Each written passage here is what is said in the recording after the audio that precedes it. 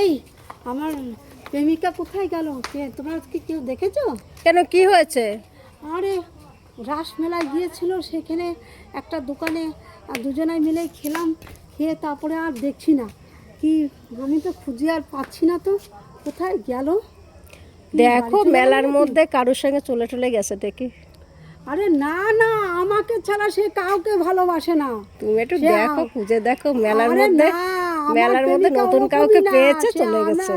আমাকে সে খুব ভালোবাসে আসলে, হয়তো মানে কোথাও মনে হয় মেলায় কিছু কিনে দিতে পারো না, এই জন্য চলে গেছে।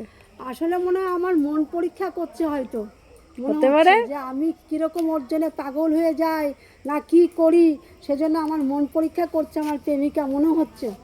তো